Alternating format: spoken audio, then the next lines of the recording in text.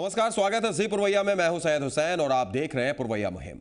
आज हम बोकारो के एक ऐसे गांव की बात करेंगे जहां भोपाल जैसी अगर कोई घटना हो जाए तो उससे इनकार नहीं किया जा सकता है। जी हां, बोकारो का एक ऐसा गांव है जहां लोग दहशत में हैं। आखिर क्या है वजह और क्यों बोकारो में हो सकता है भोपाल जैसा हादसा, दिखाएंगे आपको और जानेंगे आपकी भी राय। तो चलिए शुरू करते हैं पुरवैया मुहिम।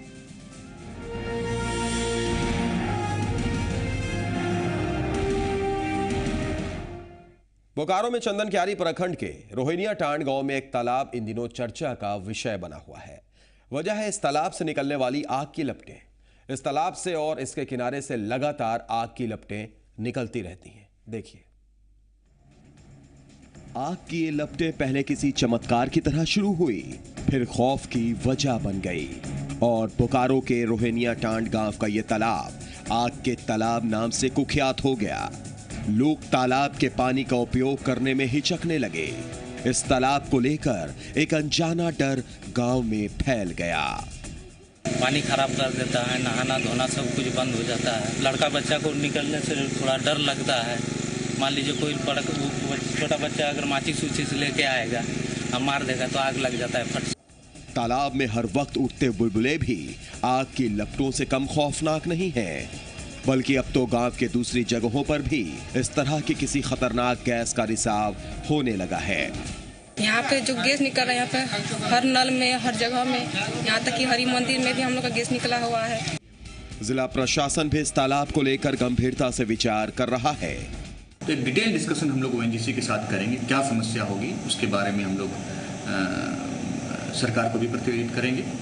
चंदन क्यारी के लोगों को इंतजार है कि प्रशासन अपने स्तर से तालाब से निकलते आग की वजह पता लगाए, साथ ही आग की लपटों को रोक पाए, ताकि ये तालाब फिर उनके लिए खौफ नहीं बल्कि मीठे पानी का स्रोत बन जाए।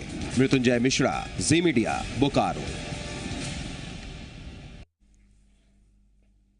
तो देख लिया आपने बोकारो का ये गांव, और आखिर इसके पीछे की क्या वजह है ये हम जानने की कोशिश करेंगे। लेकिन आपको बता दें कि एक डर जरूर बना रहता है कि कहीं कोई भोपाल जैसा हादसा यहां ना हो जाए, क्योंकि मीथेन गैस की वजह से ये लगातार आग की लपटें निकलती रहती हैं, जो जानकारों का मानना है, और इस वजह से लोग दहशत में भी हैं।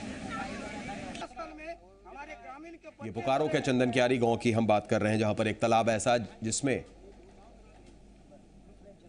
देखिए आप तस्वीरों में किस तरीके से उस तालाब से आग निकल रही है और अब लोगों का गुस्सा भी बढ़ता जा रहा है।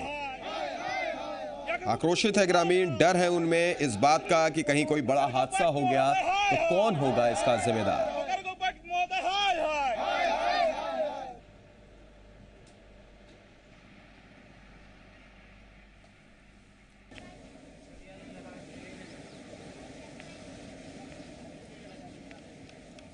मीथेन से मौत के अगर मामलों की बात की जाए तो 14 नवंबर 2012 को बिजनौर चीनी मिल में मौत हुई थी। 3 मजदूरों की मौत, 2 गंभीर रूप से घायल हुए थे। तो ग्राफिक्स के जरिए आपको ये भी दिखाना चाह रहे हैं कि मीथेन गैस से जान भी जा सकती है। अगर बिहार की बात की जाए तो बिहार के सिवान में एक कुएं में मीथेन का रिसाव हुआ था, जिससे 2 युवकों की मौत हो गई थी। तो खतरा पूरे तरीके से बोकारो के इस चंदन क्यारी गांव में है। लेकिन सबसे बड़ा सवाल कि आखिर प्रशासन क्या कुछ कर रहा है।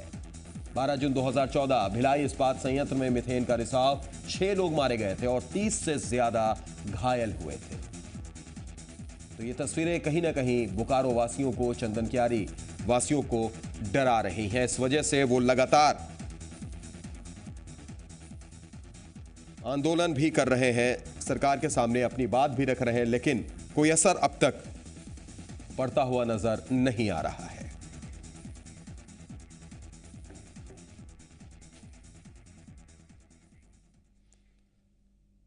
चलिए अब इस पूरे मुद्दे पर हम चर्चा करते हैं। हमारे साथ 2 खास मेहमान मौजूद हैं। पटना से हमारे साथ एमके सिंह साहब हैं, झारखंड मामलों के जानकार। बहुत बहुत स्वागत एमके सिंह साहब आपका।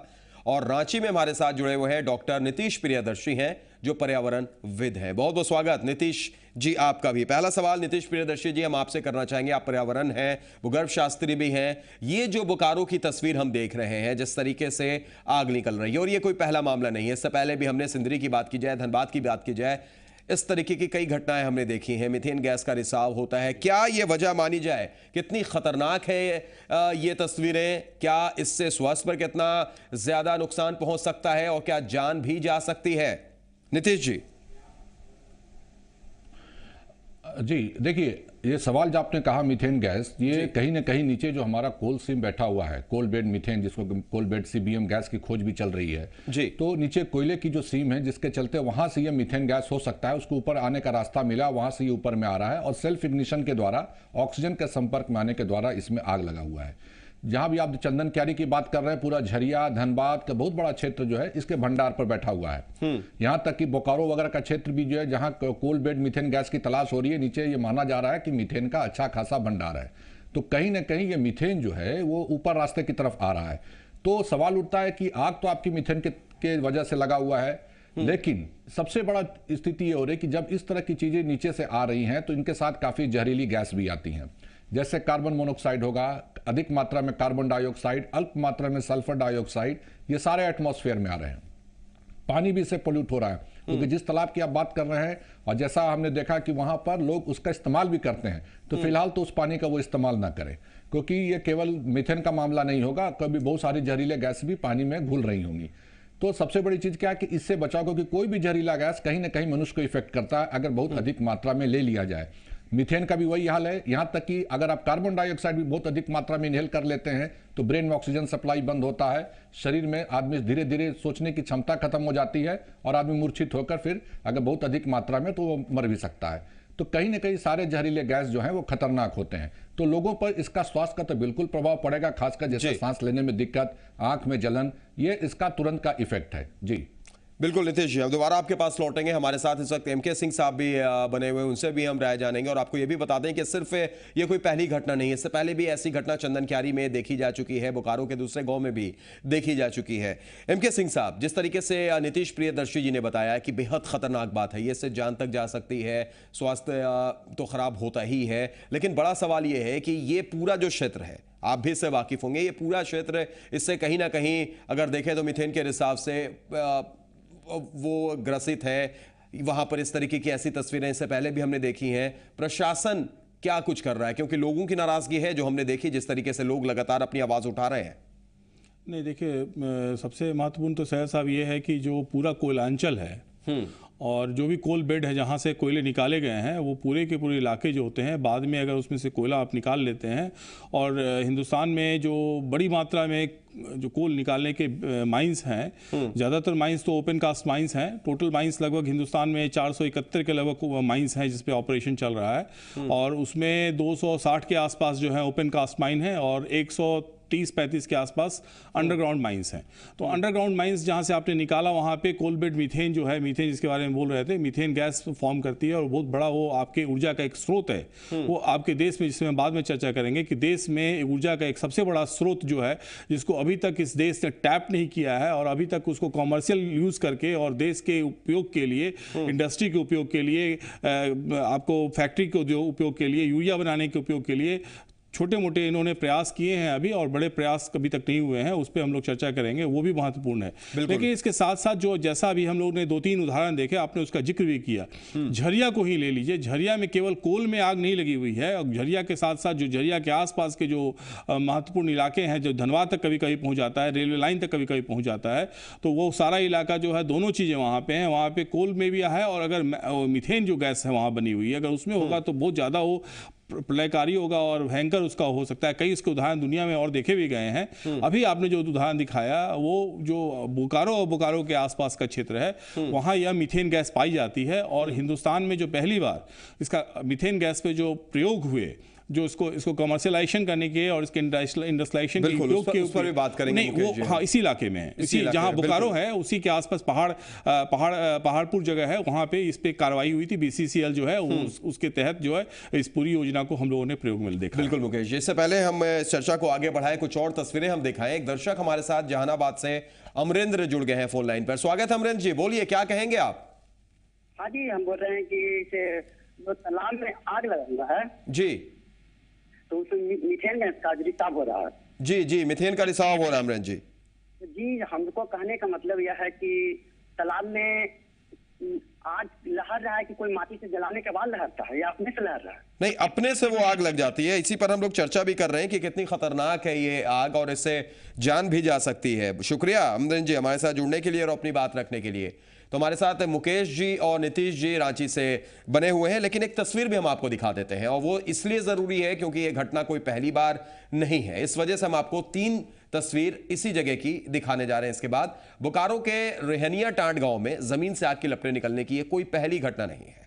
इसके पहले भी इस तरह की घटनाएं हो रही हैं। पिछले साल भी गांव के एक चापानल से अचानक आग की लपटें निकलने लगी, आप तस्वीरों में देख सकते हैं, जिसके बाद अफरा तफरी भी मच गई। यही नहीं, इस घटना के बाद एक घर में खाना बनाने के दौरान अचानक आग लग गई। जांच हुई तो पता चला कि जमीन के अंदर से अचानक निकली मीथेन गैस की वजह से यह घटना हुई है। इन दोनों घटनाओं के बाद कई बार इस तरह की तस्वीरें इस इलाके में देखी गई हैं। लोगों ने प्रशासन से लेकर सरकार तक अपनी सुरक्षा की गुहार लगाई है, लेकिन उनकी अब तक नहीं सुनी गई। सिर्फ आश्वासन ही मिलता रहा है। अब लोगों का सब्र का बांध टूट गया है। वे आंदोलन पर उतर आए हैं। जो तीसरी तस्वीर आप देख रहे हैं, यानी द बर्निंग टाउन कहें तो गलत नहीं होगा, क्योंकि ये अक्सर 2014 में भी देखा गया। 15 की तस्वीर हम आपको दिखा रहे हैं। आंदोलन पर भी अब लोग उतर आए हैं। इन तस्वीरों को देखने के बाद एक सवाल उठता है। नीतीश जी लगातार हमारे साथ बने हुए हैं, जो कि भूगर्भ शास्त्री भी हैं और साथ ही साथ पर्यावरणविद भी हैं, रांची से हमारे साथ जुड़े हुए हैं। नीतीश जी, ये तस्वीर आप देख रहे होंगे, पहली कोई घटना नहीं है। इससे पहले भी 2014 में भी यहीं पर चापानल से भी आग निकली। इसके अलावा अगर आप देखिए तो अब लोग आंदोलन पर उतर आए हैं। अब तालाब में आग है। क्या प्रशासन क्या कुछ कर रहा है वहां पर, और ये कितनी खतरनाक है? पर्यावरण को कितना नुकसान पहुंचा सकता है, आम इंसान को कितना नुकसान पहुंचा सकता है? अगर इसके चपेट में कोई आ जाता है मीथेन गैस के, तो क्या कुछ हो सकता है? नीतीश जी देखिए, मीथेन गैस का अगर चपेट में आएगा, आपको एक चीज बता दें, मीथेन गैस में अगर आता है, आग लगती है, तो मीथेन गैस से सबसे बड़ा खतरा होता है एक्सप्लोजन का। जी, एक तरह का एक्सप्लोजन होता है मीथेन गैस में। विश्व में कई जगह मीथेन गैस के एक्सप्लोजन से कई लेबर जो अंडरग्राउंड माइंस में थे, चाइना से लेकर अमेरिका तक लोग मरे हैं।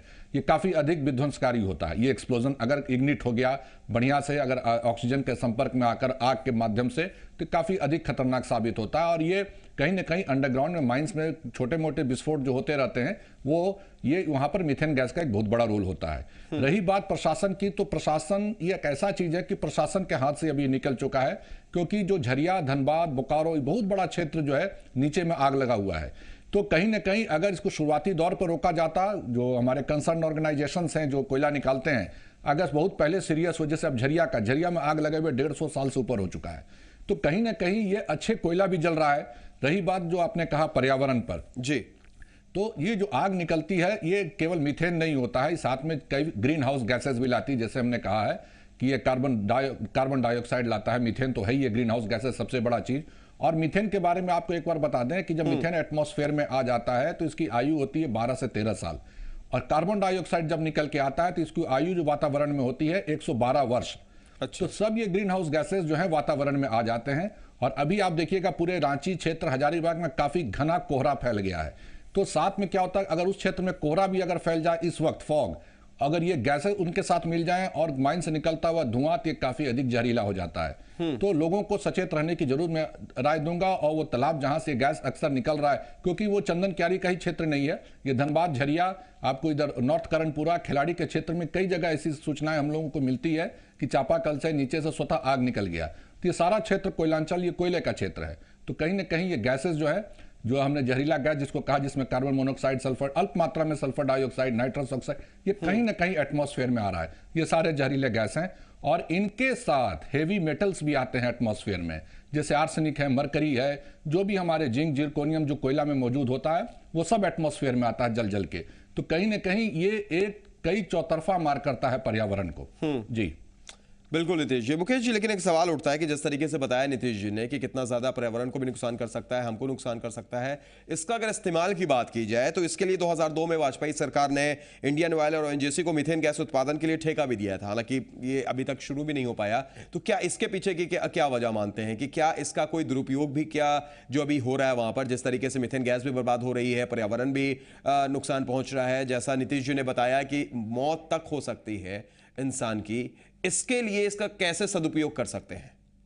नहीं, इसमें तो 3 महत्वपूर्ण त्रिस्तरीय आपको उसका विश्लेषण करना होगा। पहला तो ये कि जो ये कोयला है और जो कोल बेड मीथेन जो गैस है जो फॉर्मेशन में है वो काफ़ी बड़ी मात्रा में है। तो जहाँ ये बहुत बड़ी मात्रा में है इसका जो कमर्शियल उपयोग था वो 4 और 5 6 के दरमियान 2004 से 6 के दरमियान में इसके विभिन्न प्रयोग किए गए और उसका एक नोडल पॉइंट जो है वो BCCL और ONGC के माध्यम से, और उसमें दूसरी अंतर्राष्ट्रीय कंपनियां भी थी और उसमें एजेंसीज भी थी जिन्होंने अपना स्पेशलाइज्ड एफर्ट दिया था। तो उसके माध्यम से इसके विभिन्न प्रयोगों को हिंदुस्तान में सफलतापूर्वक उपयोग में लाने की बात की जा चुकी है। कोल उत्पादन के लिए हेवी ब्लास्टिंग भी वहां पर हुई थी, वो भी एक वजह है कि नहीं, ये कोल से अलग है, ये शायद साहब कोल से अलग हटके है। अच्छा। और ये जो है ये एक ऐसी ऊर्जा का स्रोत है जिसको कि आप अभी तक अपने हिंदुस्तान में बड़े उपयोग में, जैसे उदाहरण के रूप में अभी यूरिया के कई प्लांट्स ऐसे लगे हैं जो गैस उत्पादन पे हैं।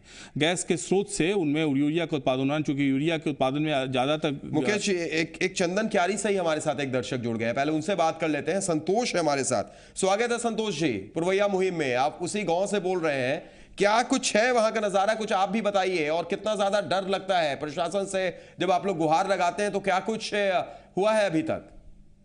यहाँ के कोई भी जिला प्रशासन के पदाधिकारी आते हैं और चले जाते हैं, और साथ ही जो के पदाधिकारी का भी लोग कई बार गुहार लगा चुके हैं, लेकिन ऐसा आज तक कोई उन लोगों ने कार्रवाई नहीं किया।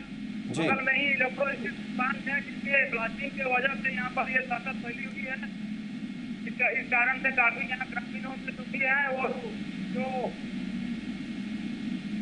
चलिए, बिल्कुल, बहुत बहुत शुक्रिया संतोष हमारे साथ जुड़ने के लिए और अपनी बात रखने के लिए। तो प्रशासन की तरफ से अभी तक कोई खास इंतजाम भी नहीं किए गए हैं। लोग लगातार अपनी बातें वहां पर रखते हैं लेकिन कोई नहीं सुन रहा है। हम कोशिश करेंगे कि संवाददाता से भी बात करेंगे, हम बोकारो के, उनसे जानने की कोशिश करेंगे कि क्या इस खबर को दिखाने के बाद, ये तस्वीरें जानने के बाद जब वो पहुंचते हैं, अधिकारियों से वो बात करते हैं, तो उनको क्या कुछ जवाब मिलता है। लेकिन फिलहाल एक छोटे से ब्रेक के लिए हम रुकेंगे। आप बने रहिएगा हमारे साथ, चर्चा हमारी लगातार जारी रहेगी। आप जुड़ सकते हैं, दे सकते हैं अपनी राय। तुरंत लौटते हैं।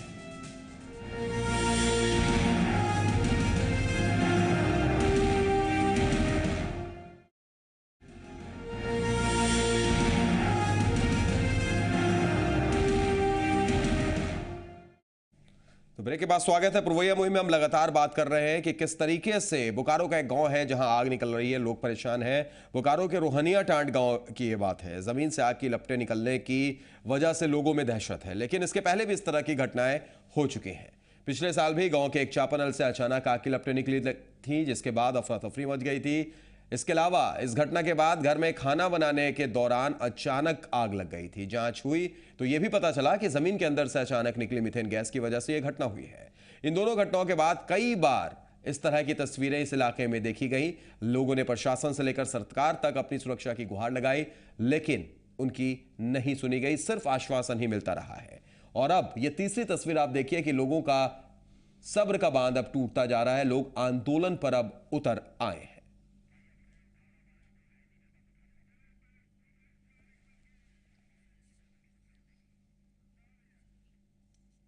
और हम कोशिश करेंगे कि संवाददाता से भी बात करें बोकारो के, और जानने की कोशिश करें कि वहां की क्या स्थिति है, क्या प्रशासन की तरफ से बताया जा रहा है, बोला जा रहा है, क्या उनकी बात सुनी जा रही है या नहीं सुनी जा रही है। लेकिन फिलहाल हमारे साथ दो खास मेहमान स्टूडियो में मौजूद हैं। रांची में हमारे साथ नीतीश प्रियदर्शी जी हैं जो पर्यावरणविद भी हैं, भुरगा शास्त्री भी हैं, और पटना स्टूडियो में हमारे साथ MK सिंह साहब हैं जो झारखंड मामलों के जानकार हैं। नीतीश जी, जो तस्वीरें हम देख रहे हैं और जिस तरीके से बातें हो रही हैं, जो यहाँ पर मुकेश जी भी बैठे हैं, उन्होंने भी बताया कि ये काफ़ी खतरनाक हो सकती है, इसको रोकने के लिए क्या कुछ किया जा सकता है, इस पर भी थोड़ी सी चर्चा कर ली जाए। नीतीश जी, क्या लगता है आपको, कैसे इन परेशानियों से निजात मिल सकती है प्रशासन या सरकार की तरफ से?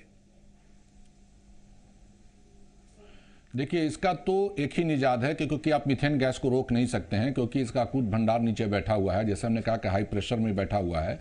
तो आप इसको, अब इसके लीकेज को तो आप नहीं रोक सकते, ये तो आएगा ही, क्योंकि आप माइनिंग भी बंद नहीं कर सकते हैं। और जो माइनिंग नीचे खाली हो गया, वह मीथेन गैस का पॉकेट्स भी बनते रहता है, जिसके चलते वो मीथेन गैस कभी न कभी एस्केप करके बाहर की तरफ आता है, जहां भी उसको जगह मिलता है। वो चट्टानों में मौजूद cracks and fissures and joints जो होते हैं, दरार, उससे ही ऊपर आता है। तो इसको आप रोक नहीं सकते। हाँ, इसका बचाव का, इससे बस बचाव किया जा सकता है अवेयरनेस में, क्योंकि जहां भी ये गैस लीकेज करना शुरू कर दिया तो हम लोग जैसे राय देते हैं कि वो पैनिक की स्थिति में नहीं आए, भगदड़ नहीं करें, दौड़े नहीं, क्योंकि दौड़ने से क्या होता है कि आप बहुत अधिक ज़्यादा मात्रा में आप जो है ऑक्सीजन और एटमॉस्फेरिक गैस जो है आप लंग्स में लेते हैं, जिसमें बहुत अधिक मात्रा में मीथेन दूसरे जहरीले गैस की जाने की संभावना बनी रहती है। तो उसमें है कि पैनिक नहीं होना है, मुंह पे कपड़ा डाल के भिंगा के आप कपड़ा रखिए, नाक को ढक के रखिए, और जहां ये लीकेज हो रहा है वहां से आप दूर रहिए। चलिए, तो ये तो बचने के उपाय हुए, ये तो बचने के उपाय हुए नीतीश जी, जो है वो कम हो जाता है। जी जी, ये तो बचने के उपाय हुए, यानी हम इसका कोई उपाय नहीं है। आप एक जी, और दूसरा कोई उपाय नहीं। चलिए हम दोबारा आपके पास लौटेंगे। एक दर्शक अनिल हमारे साथ जुड़े हुए हैं। स्वागत अनिल जी, कहां से बोल रहे हैं, क्या कहेंगे आप? मेरा नाम विनोद कुमार गुप्ता हो गया, मैं पटना से बोल रहा हूँ। जी बोलिए। जी सर, मैं यही कह रहा हूँ कि वहाँ की सरकार को यही चाहिए कि वहाँ पर जितने भी आसपास के गांव को वहाँ कर हटाकर सरकार अपने अधीन ले ले जी। और समझिए कि वो उस राज्य के लिए बहुत अच्छा है, क्योंकि वो भू संपदा है जी। तो हमारा यही कहना है कि वहाँ तत्काल सरकार को वहाँ की जगह को अपने कब्जे में ले लेना चाहिए। वहाँ के आसपास के गांव वालों को वहाँ से हटाकर वो पूरी तरह से सरकार के कब्जे में आ जाना चाहिए। तो पूरे तरीके से सरकार को अपने कब्जे में ले लेना चाहिए। क्या नीतीश जी आप मानते हैं कि ऐसा ही सरकार को करना चाहिए या कुछ और भी बीच का रास्ता निकाला जा सकता है? शुक्रिया हमारे साथ जुड़ने के लिए अनिल जी। देखिए सरकार तो जमीन सारी जहां पे इस तरह के जो मिनरल्स होते हैं धरती के नीचे वो सरकार के अधीन ही होते हैं। लेकिन जो लोग वहां पहले से रह रहे हैं, गांव वाले चाहे जो रह रहे हैं, उनको अगर आप अच्छे तरीके से डिस्प्लेस नहीं कीजिएगा तो उनको अच्छा अगर आप जगह नहीं दीजिएगा तो तो लोग डिस्प्लेस नहीं होंगे। ये लंबी लड़ाई आज भी झरिया में चल रही है। लंबी लड़ाई तो सबसे बड़ी चीज क्या है कि जब तक आप उनको ठीक से डिस्प्लेस नहीं किए वो नहीं हटेंगे। जी, आज तक चल रही है वो सबसे बड़ा जो है डिस्प्लेसमेंट का इशू जो चल रहा है। बिल्कुल। तो सबसे बड़ी चीज क्या है कि वहां से हटाना लोगों को पड़ेगा, लेकिन उनको आप हटा के कहां ले जाइएगा इसका पहले आपको सोल्यूशन कर लेना होगा। बिल्कुल सही बोला कि दर्शक ने कहा कि सरकार को अधीन सारी जमीन सरकार की ही होती है, कहां वो ले जाएंगे। एक और दर्शक हमारे साथ छपरा से अमित जुड़ गए हैं। स्वागत है अमित, बोलिए क्या कहेंगे इन तस्वीरों को देखकर आप? अमित हमारी आवाज पहुंच रही है आप तक? अमित हमारी आवाज पहुंच रही है आप तक? तो लगता है कि फिलहाल उनसे हमारा संपर्क नहीं हो पा रहा है। एक और दर्शक हमारे साथ जुड़े हुए हैं। स्वागत है आपका पुरवैया मुहिम में, कहां से बोल रहे हैं आप? हेलो जी बोलिए, कहां से बोल रहे हैं आप? पटना से बोल रहे हैं। जी बताइए अपनी बात रखिए, सुन रहे हैं हम। तो उनसे फिलहाल संपर्क हमारा टूट गया। मुकेश जी, ये जो तस्वीरें हम देख रहे हैं और जिस तरीके से नीतीश जी ने कहा कि सवाए प्रिवेंशन के हमारे पास कोई दूसरा रास्ता नहीं रह गया है, और अगर एक दर्शक की जो राय थी कि अगर सरकार उस गांव को खाली करवा दे तो उस पर भी एक अच्छा सवाल जो नीतीश जी ने उठाया कि फिर वो लोग जाएंगे कहाँ, पहले उनकी कुछ व्यवस्था की जाए।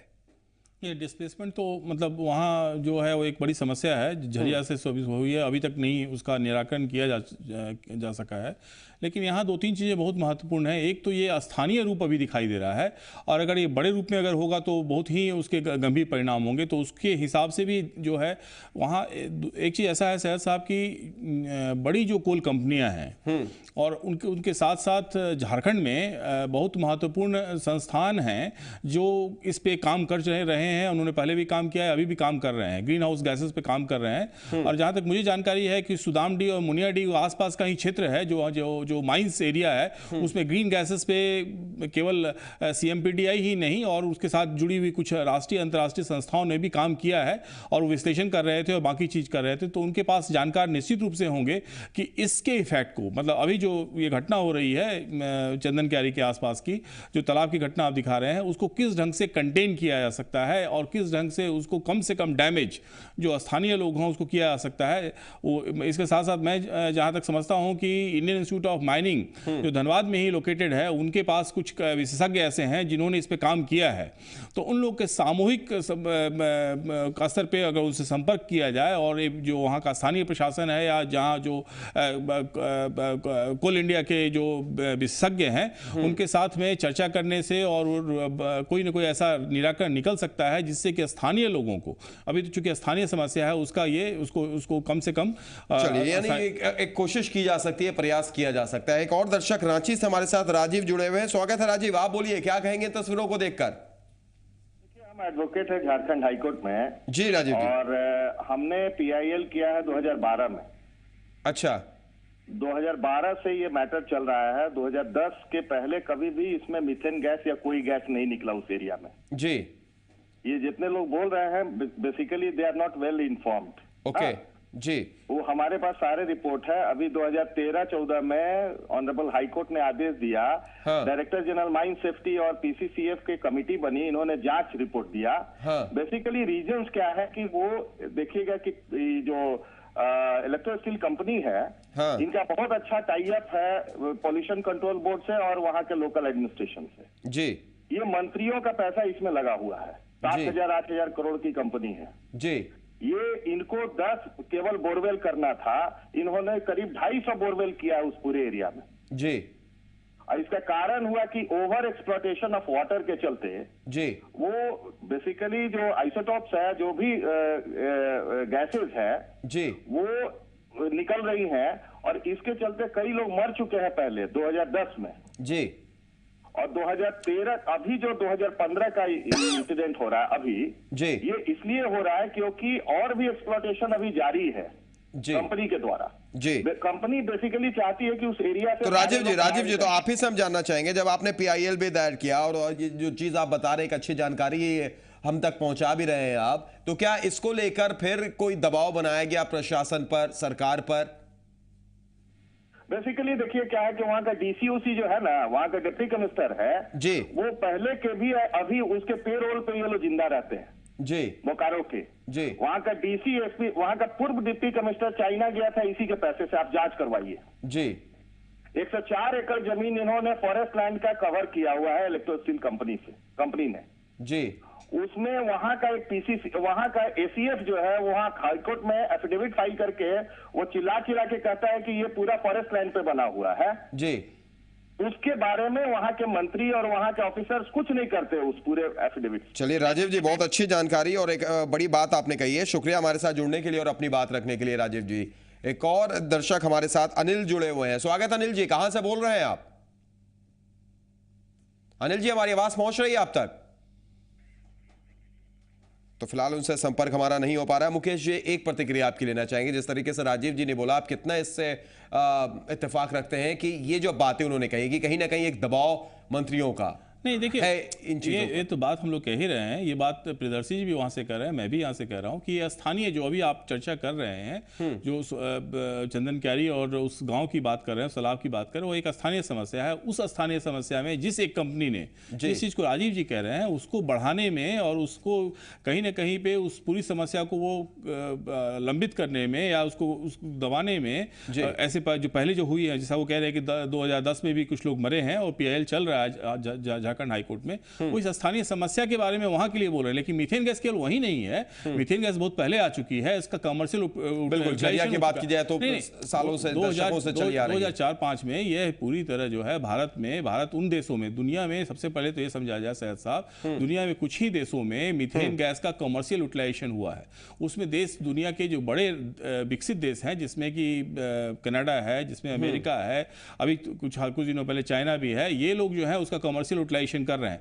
आपके देश में भी मीथेन गैस के बड़े भंडार थे, जिन भंडारों को बाद में बड़ी इंडस्ट्रियल कंपनीज ने, बड़े कॉर्पोरेट हाउसेस ने अपने तहत बाय। चलिए ठीक है मुकेश जी, बिल्कुल बिल्कुल। एक दर्शक हमारे साथ धनबाद से अमर जुड़े हुए हैं। स्वागत है अमर जी, बोलिए क्या कहेंगे आप?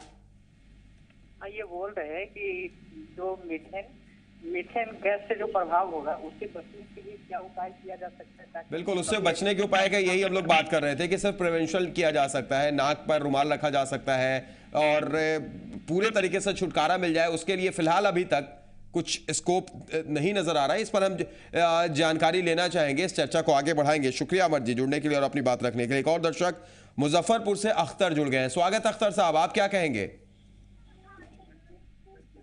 अख्तर साहब, हमारी आवाज पहुंच रही है आप तक? हेलो जी जी बोलिए, सुन रहे हैं हम। हेलो, सुन रहे हैं अख्तर साहब, अपनी बात रखिए, टीवी का वॉल्यूम बंद कर दीजिए आप। तो फिलहाल उनसे हमारा संपर्क टूट गया है। जो बातें निकलकर सामने आ रही हैं, और एक दर्शक जो ने सवाल किया, नीतीश जी आप सुन रहे होंगे कि बचने का तो उपाय है, लेकिन खत्म करने के लिए क्या कुछ किया जा सकता है? देखिए, आपको मैं पहला आंसर दूंगा। जो राजीव जी बोल रहे थे, जो वकील हमारे मित्र भी हैं जी जी, और उन्होंने कहा कि हम लोगों को उसकी पूरी जानकारी नहीं है। तो सबसे बड़ी चीज बता दें कि एज ए जियोलॉजिस्ट होने के नाते वो उनका पॉलिटिकल स्टेटमेंट था क्योंकि वो भी वही बात बोले जो हम लोग बोल रहे हैं कि लगातार जो आप डीप बोरिंग करते हैं, वहां बोरहोल्स करते हैं, तो जहां से ये मीथेन गैस जो है लीक होकर बाहर आता है। ये टेक्निकल चीज होता है। ये उसमें कोई भी कंपनी करे, चाहे जिस कंपनी का नाम उन्होंने लिया वो करे, सीसीएल भी जो भी करेगी बोरिंग वहां पर डीप बोरिंग, वो वहां से ये गैस निकल के बाहर आएगा। केवल मीथेन ही नहीं, अगर रॉक्स में रेडियो एक्टिव यूरेनियम है तो रेडॉन गैस भी बाहर आएगा जी। ये झारखंड के रॉक्स में भी रेडॉन गैस भी मौजूद है। तो सबसे बड़ी चीज क्या है कि ये टेक्निकल पॉइंट है जिसमें राजीव जी नहीं समझ पाएंगे, वो तो एक पॉलिटिकल स्टेटमेंट दे रहे थे। लेकिन जहां तक टेक्निकल बात है कि कोल, जो आप मीथेन की बात हम लोग कर रहे हैं, मीथेन करोड़ों साल पहले, क्योंकि यहाँ का कोयला जो है पर्मियन एज का है और ये करोड़ों साल पहले बना है और उसी समय से मीथेन गैस भी नीचे ट्रैप हो गया है। तो ये ट्रैप हुआ था, अब इसको हमने खोला है तो ये बाहर आ रहा है, धीरे धीरे लीक करके फ्रैक्चर से, जॉइंट से बाहर आ रहा है। तो जैसे एक दर्शक ने कहा कि इसे बचा कैसे जाए, तो एक तो काफी बड़ा हरक्यूलियन टास्क है कि हम सारे उस जॉइंट्स, फ्रैक्चर्स को आइडेंटिफाई करके उसको बंद करें, वहां बोरिंग बंद करें। जो हम डीप बोरिंग करते हैं चापाकल पानी वगैरह के लिए भी, उसको फिलहाल हम रोक दें। तो ये एक दो टास्क हम अगर करेंगे तो सब तब जाकर शायद ये मीथेन गैस का रिसाव कुछ हद तक कम हो सकेगा।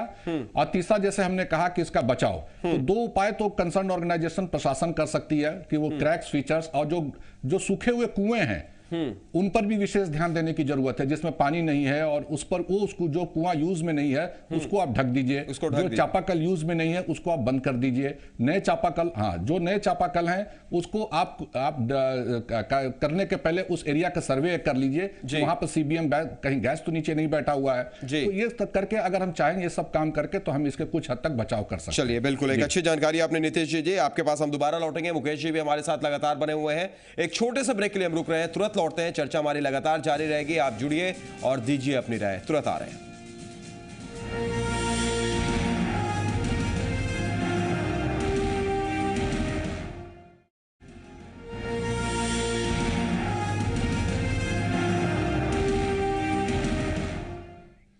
ब्रेक के बाद स्वागत है। पुरवैया मुहिम में हम लगातार बात कर रहे हैं कि बोकारो का एक ऐसा गांव जहां पर लगातार जमीन के अंदर से आग निकल रही है, तालाबों में से आग निकल रही है, चापानल में से आग निकल रही है। मीथेन के रिसाव की वजह से लोग परेशान हैं, लेकिन प्रशासन और सरकार की तरफ से कुछ इंतजाम या कुछ इस पर रोक लगने की कोई बात नहीं हो रही है। इसके कोई उपाय के बारे में नहीं सोचा जा रहा है। हम बात करेंगे, हमारे संवाददाता मृत्युंजय इस वक्त हमारे साथ फोन लाइन पर मौजूद है। मृत्युंजय, अगर बात करें, जब आपने ये तस्वीरें दिखाई, क्या कुछ प्रशासन की तरफ से आश्वासन मिला है लोगों की परेशानी दूर करने के लिए? जी, जब से ये तस्वीरें दिखाई जा रही है उसके बाद प्रशासन ने सीओ को वहां भेजा, लेकिन लोगों की इतनी नाराजगी थी, क्योंकि मामला आज का नहीं है, मामला 2010 से ही मामला चला आ रहा है। और 2013 में चूल्हा जलाने के क्रम में एक महिला भी झुलस गई थी और पूरे घर में आग लग गया था। 2014 में चापानल में आग लग गया था। तो ऐसे में खाना बनाने से लेकर के पानी को पीने को लेकर के गांव वाले जो है तरसते हैं, क्योंकि पीने के एकमात्र जो साधन है वो चापानल है। और चापानल से अगर बोरिंग किया जाए तो वहाँ पानी के बदले आग उगलता है। तो ऐसे में कहा जा सकता है कि प्रशासन को भी इस बारे में जब जानकारी दी गई तो पिछले साल केवल बाढ़ लगा दिया गया, और बाढ़ लगाने के बाद जो है अभी जो स्थिति है वो बाढ़ पूरी तरीके से टूट गया है। लेकिन सवाल यहाँ बाढ़ लगा देने से नहीं, क्योंकि बाढ़ लगाने तो प्रशासन क्या बोलता है मृत्युंजय, क्या आश्वासन मिला है? प्रशासन इस बारे में कहता है कि इस बारे में हम गांव वालों के साथ और ओएनजीसी और इलेक्ट्रो स्टील के साथ बैठक करके इसका समाधान निकालेंगे कि आखिर समस्या का समाधान कैसे निकल सकता है। साथ ही जो सरकार को भी इस मामले में हम अवगत कराएंगे। जी चलिए, यानी कुल मिलाकर अगर देखा जाए तो सिर्फ आश्वासन मिल रहा है, इसके अलावा कुछ नहीं। शुक्रिया हमारे साथ जुड़ने के लिए मृत्युंजय और अपनी बात रखने के लिए। एक और दर्शक हमारे साथ फोन लाइन पर मौजूद हैं जो उसी गांव से हैं। स्वागत है आपका, अपना नाम बताइए। हेलो जी, अपना नाम बताइए और बात रखिए। कितनी परेशानी होती है, कितना डर लगता है? हेलो, टीवी का वॉल्यूम बंद कर दीजिए और अपनी बात बताइए सर पहले आप। हेलो, माफ कीजिएगा, हम आपसे बात नहीं कर पाएंगे। जो भी दर्शक हमारे साथ जुड़ते हैं, कृपया अपने टीवी का वॉल्यूम आप बंद कर दें ताकि आपकी बात सीधे तौर पर हम तक पहुंच सके। शुक्रिया जुड़ने के लिए और बात करने के लिए। नीतीश जी, जिस तरीके से हम जो तस्वीरें देखी और जो संवाददाता ने बताया कि सरकार और प्रशासन को बार बार कहा जा चुका है, लेकिन कोई उनकी तरफ से पहल नहीं हो रही है। जी देखिए, प्रशासन इसे सिर्फ इसमें यही पहल कर सकती है कि लोगों को आश्वासन दे सकती है, चाहे उस तरह कोई काम कर सकती है। जब तक इसमें टेक्निकल एक्सपर्ट्स नहीं आएंगे और कोई सख्त कानून नहीं बनेगा, तब तक ये इस तरह का काम होते रहेगा और प्रशासन इसमें बेबस रहेगी। सबसे बड़ी बात है कि जो भी वहाँ ऑर्गेनाइजेशन है, जिसका जिन लोगों ने नाम लिया, जिस कंपनी का, उनके साथ बैठक हो थोड़ा सख्ती के साथ, क्योंकि जिस तरीके से वहाँ जो मीथेन गैस बाहर आ रहा है, जिस तरीके से, क्योंकि कुछ लोग कहते हैं कि मीथेन गैस अभी आया। मैं उन लोगों को बता दूं कि मीथेन गैस अभी का नहीं है, ये लाखों करोड़ों साल पहले बना, वो ट्रैप रहता है अंदर में, जैसे हमारा पेट्रोलियम ट्रैप होता है अंदर में। तो ये कोई आज का प्रोडक्ट नहीं होता है। झरिया में बहुत साल से मीथेन गैस रिलीज हो रहा है, वो करीबन 150 साल से हो रहा है, बहुत बड़े क्षेत्र में फैलता जा रहा है। अब ये जहां जहां माइनिंग हो रहा है अंडरग्राउंड, वहां ये फैलता जा रहा है। तो सबसे बड़ी चीज क्या है कि ये एक्सपर्ट को यहाँ पे इन्वॉल्व करके उन जगहों को सर्वे करके, जहां भी उस तरह के हैंडपंप्स किए जा रहे हैं, जहां कोई सीबीएम गैस का भंडार है, वहां पर इस सब कामों के लिए हैंडपंप के लिए परमिशन दिया जाए और वही हैंडपंप लगाया जाए जहां पे बहुत जरूरत हो, और नहीं तो सप्लाई वाटर जो होता है वो उसको दुरुस्त किया जाए कि लोग सप्लाई वाटर पर निर्भर हों, और वो भी स्वच्छ पेयजल, वो पानी भी हमको साफ होना चाहिए कि लोग उस पर विश्वास कर सके, उस पानी को पी सकें। अगर हम ये सारी प्रक्रिया करेंगे तो लोग अपने आप हैंडपंप पर उनकी निर्भरता कम होगी और वो ज्यादा से ज्यादा चापाकल, जो हम लोग कहते हैं डीप बोरिंग। बिल्कुल, यानी अगर आप कुछ कर नहीं सकते हैं तो कम से कम जागरूक कीजिए पब्लिक को, ताकि इन चीजों से वो थोड़ा सा समझ सके, अपने आप को बचा सके। एक और दर्शक हमारे साथ अररिया से महानंद जुड़ गए हैं। स्वागत है महानंद जी, क्या कहेंगे आप? कहना चाहूंगा जी कि हमें तो भोपाल से सबक लेना चाहिए जी, और अभी इसमें जो है सरकार को आगे आना चाहिए और वहाँ की जो भी है उसको जो है इमीडिएट एक्शन लेना चाहिए उसमें जो है पब्लिक को, ताकि किसी प्रकार का जो है दिक्कत ना हो, समस्या ना हो। चलिए, बिल्कुल शुक्रिया हमारे साथ जुड़ने के लिए और अपनी बात रखने के लिए। एक और दर्शक खगड़िया से पप्पू खान इस वक्त हमारे साथ फोन लाइन पर मौजूद हैं। स्वागत है पप्पू जी, आप क्या कहेंगे?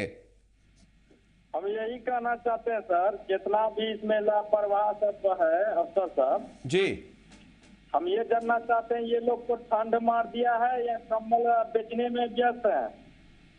चलिए, बिल्कुल सही कहा आपने। शुक्रिया हमारे साथ जुड़ने के लिए और अपनी बात रखने के लिए। मुकेश जी, जो बात निकलकर सामने आ रही है, जैसा नीतीश जी ने कहा कि बचाव किया जा सकता है, जागरूक किया जा सकता है। एक दर्शक ने कहा कि क्या भोपाल त्रासदी के इंतजार में है सरकार? एक कह रहे हैं कि क्या सरकार सो रही है? सवाल लाजमी है कि क्या सही मायनों में भोपाल जैसी कोई घटना यहां पर हो जाए तब आप नींद से जागेंगे? नहीं, घटना बड़ी भी हो सकती है और कई स्थानों पे हो सकती है, जैसा कि नीतीश जी बार बार जिक्र कर रहे हैं कि झरिया या झरिया धनबाद के आसपास की स्थिति को ले लीजिए, इससे बड़ी भारी क्षति हो रही है, और क्षति ही नहीं हो रही है, आपको राजस्व जो है देश में उसकी क्षति हो रही है, कोयला जो एनर्जी का सबसे बड़ा फैक्टर है उसको आप गंवा रहे हैं, और दूसरी तरफ जो है जो इमिशन लेवल है, हम लोगों ने उसके बारे में पहले से जाना है, सब उसको पढ़ा भी है कि जो सेटेलाइट पिक्चर आ रहे हैं तो उस इलाके के सेटेलाइट पिक्चर से जो CO2 का और बाकी गैस का इमिशंस आ रहा है वो अपने आप में बहुत चिंताजनक है। इस देश में अगर कहीं कुछ ब्लैक स्पॉट्स अगर दिखाई पड़ रहे हैं तो उसमें से एक जो है ये झरिया और झरिया के आसपास से कोल के ये जो गैसेस निकल रही हैं वो है। तो ये बहुत ही बड़ा मतलब मामला हो चुका है, और इसको कंटेन करने के लिए प्रयास भी किए, मतलब सरकार द्वारा उठाए गए कदम, जैसा आपने कहा कि वाजपेयी जी के समय में या उसके पहले भी जो है ये इसके कई लेवल पे इसके प्रयास किए गए, लेकिन जमीनी हकीकत जो है कि इसको कभी भी रोका नहीं जा सका। इससे कई कारण है, जिस एक कारण का जिक्र जो है अभी राजीव जी ने वहां इलेक्ट्रो स्टील और बाकी जो सरकार जो वहां का जिला प्रशासन है उसकी आक्रमणता की तरफ ध्यान आकृष्ट करके बताया, लेकिन ये इसका एक पक्ष है। यहाँ जहां तक इस बिंदु पे इस स्थान को रोकने की बात है तो निश्चित रूप से जिस ढंग से नीतीश जी कर रहे हैं कि जो एक्सपर्ट्स हैं और एक्सपर्ट्स हैं वहां पे CMPDI में एक्सपर्ट्स हैं, वहां IIM में एक्सपर्ट्स हैं, कोल इंडिया के अपने एक्सपर्ट्स हैं, इन सारे की तत्काल जो है चर्चा करा के कि आखिर इसको किस ढंग से आप कंटेन कर सकते हैं या क्या दूसरा निराकरण कर सकते हैं, या पानी की जैसी बात है पानी की व्यवस्था क्या कर सकते हैं, या उसको उनका डिस्प्लेसमेंट, जैसे कि अब स्थानीय स्तर पर डिस्प्लेसमेंट की बात आती है तो आप लोगों को भोपाल त्रासदी होने के लिए नहीं छोड़ सकते हैं, जिस बात का आप जिक्र कर रहे हैं। बिल्कुल, तो लोगों को डिस्प्लेस कराना होगा, स्थानीय प्रशासन को कोई ना कोई एक ऐसा रुख निकालना होगा। लेकिन दूसरी तरफ जो मुद्दा आपने उठाया है उसमें मैं कुछ नीतिगत बातों की तरफ आपका ध्यान आकृष्ट करना चाहता हूं कि यह समस्या बहुत छोटी नहीं है। और इसका जो प्रभाव है वो बहुत ही दूरगामी हो रहा है। पहली बात कि कोल बेड मीथेन जो है, जैसा कि नीतीश जी कह रहे हैं, वो लाखों साल से वहां जमा है और वो एक बहुत बड़ी संपदा थी इस देश की, और इस संपदा का जो कमर्शियल बेनिफिट है वो लगभग 10 साल पहले 12 साल पहले देश ने उसका उपयोग करना शुरू कर लिया। उसको मालूम हो गया कि ये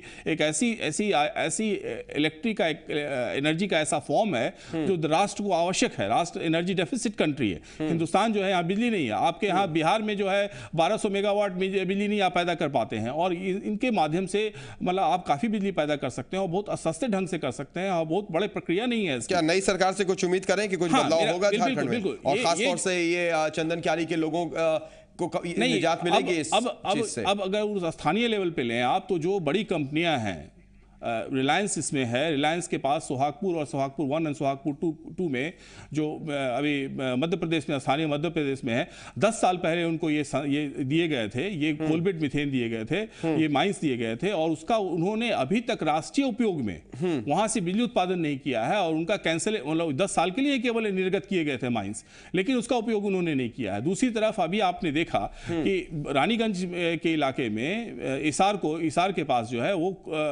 कोल बेड मीथेन के माइंस थे, और उन्होंने उसका उत्पादन भी शुरू किया, लेकिन इतने कम स्तर पे किया कि जो उनको देना था उस इलाके में एक बड़ा यूरिया का जो हो सकता था, नहीं फैक्ट्री आई है वहां पे सैयद साहब, और उस फैक्ट्री ने उत्पादन इसलिए नहीं शुरू किया कि जितनी मात्रा में उसको गैस चाहिए जिससे कि वो अपने बर्नर को चला सके और यूरिया उत्पादन कर सके, वो इसार ने नहीं दिया, जिसके कारण वो फैक्ट्री हजारों करोड़ लगा के भी अभी कार्यवाही नहीं कर पा रही, काम नहीं कर पा रही।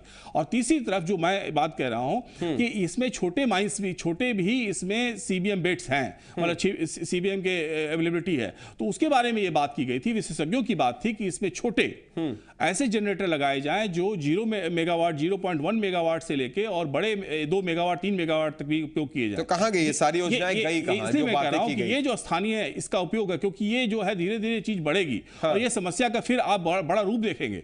तो जो छोटे जो जनरेशन यूनिट्स हैं वो उन इलाकों में हो सकते हैं जहां अभी बिजली पहुंचाने में आपको लाखों करोड़ रुपए फिर बात वही होती है कि प्लानिंग होती है, कुछ इंप्लीमेंटेशन वो हो नहीं पाता है। सबसे बड़ी ये घटना इस बात को, अब आपके जो आपका जो कोल इंडिया के लोग हैं, आपके दूसरी जो संस्थाओं के लोग हैं, या जिन लोगों के पास ये सीबीएम के माइंस हैं, उनके लिए आंख खोलने वाली बात है। बिल्कुल, उनके लिए आंख खोलने वाली बात है, आई ओपनर की तरह लेना चाहिए। बिल्कुल एमके सिंह साहब, सही कहा आपने। हमारे साथ संवाददाता लगातार बने हुए हैं कि अंतिम प्रतिक्रिया मृत्युंजय आपकी भी चाहेंगे। क्या इस नई सरकार से लोगों को उम्मीद है, वहां की जनता को उम्मीद है कि इससे निजात शायद वो दिला दें? जी, निश्चित तौर पर नई सरकार से लोगों को काफी उम्मीद है कि लोग चाहते हैं कि ये जो पुराना मसला है काफी दिनों से और लोग काफी दहशत में है, कम से कम ये सरकार से लोगों को आशा है कि ये समस्या का समाधान इस साल कम से कम हो जाएगा। चलिए, बिल्कुल उम्मीद हम भी करेंगे। शुक्रिया हमारे साथ जुड़ने के लिए मृत्युंजय और बातचीत करने के लिए। एक अंतिम प्रतिक्रिया नीतीश जी आपके भी चाहेंगे, क्या कुछ किया जा सकता है? जैसा एमके सिंह साहब ने कहा कि प्लानिंग तो हुई थी लेकिन वो इंप्लीमेंट नहीं हो पाई, तो क्या इस नए साल में नई सरकार से उम्मीद की जाए? चंदन क्यारी के लोगों को, बोकारो के लोगों को, या भोपाल 2 का डर सताता रहेगा? देखिए, ये तो हम लोग नई सरकार से जरूर उम्मीद करेंगे कि उस एरिया का, जो केवल चंदन ही क्यारी क्यों, जितने जो जहां से भी इस तरह की रिपोर्टें आ रही है उस पर एक विस्तृत रिपोर्ट तैयार करे और उस पर कार्रवाई करे। और एक चीज मैं और बता दूं, जो एक खतरा जो हम लोग अभी नजरअंदाज कर रहे हैं इस मीथेन गैस के रिलीज से, वो कहीं ना कहीं हमेशा भू धसान का खतरा एक बना हुआ है उस बड़े क्षेत्र में, क्योंकि गैस निकलता जाएगा, वो एरिया हॉलो होता जाएगा और ऊपर से भू धसान का खतरा, मकानों में दरार पैदा होना, ये भी बनता है। तो स्थिति काफी गंभीर है और सरकार को इस पर गंभीरता से, मुझे लगता है नई सरकार को बिल्कुल सोचना चाहिए, क्योंकि झारखंड की सरकार बहुमत में आई है और बहुमत की सरकार अगर चाहे तो फैसला ले सकती है। बिल्कुल सही कहा आपने कि नई सरकार चाहे तो कड़ा और बड़ा फैसला ले सकती है। एमके सिंह साहब, अंतिम प्रतिक्रिया आपकी भी। देखिए, कोल बेड मीथेन जो अभी आप देख रहे हैं एक लायबिलिटी के फॉर्म में है, दूसरी तरफ जो है ये बहुत बड़े आपके एनर्जी आउटपुट के लिए भी है देश के लिए। और सबसे बड़ी जो इसकी जो अच्छी संभावना है कि छोटे यूनिट से लेके, मतलब बिल्कुल छोटे मझोले यूनिट से लेके, छोटे यूनिट से लेके बड़े यूनिट तक जो है आप उसका कर सकते हैं, उपयोग कर सकते हैं। और देश में जो एनर्जी स्टेट्स हैं या जो रीजन्स हैं उसको फुलफिल कर सकते हैं और बहुत कम समय में कर सकते हैं। तो दूसरी तरफ जो आपने जो कॉर्पोरेट हाउसेस के ग्रिप में ये काम हो रहा है कि उन्होंने पूरे के पूरे जो माइन सेक्टर को और बिल्कुल कोल बेड मीथेन माइंस को अपने कब्जे में रखा है, उसको ओपन करने की जरूरत है। चलिए, बिल्कुल सही कहा। हम भी कुछ ऐसी उम्मीद करेंगे कि इस नए साल में नई सरकार कम से कम बोकारो के लोगों को, चंदन क्यारी के लोगों को इस समस्या से निजात दिला दे। बहुत बहुत शुक्रिया नीतीश जी अपनी प्रतिक्रिया देने के लिए और हमारे साथ जुड़ने के लिए। एमके सिंह साहब, आपका भी बहुत बहुत शुक्रिया और आप तमाम दर्शकों का शुक्रिया कि आप हमारे साथ जुड़े और आपने अपनी राय हम तक रखी। तो आज के लिए इतना ही, लेकिन चलते चलते हम आपको बता दें कि घर में रखी पूंजी को सुरक्षित बैंक में जमा जरूर करवाएं। प्रधानमंत्री जनधन योजना के तहत खाता खुलवाएं। दीजिए इजाजत, नमस्कार।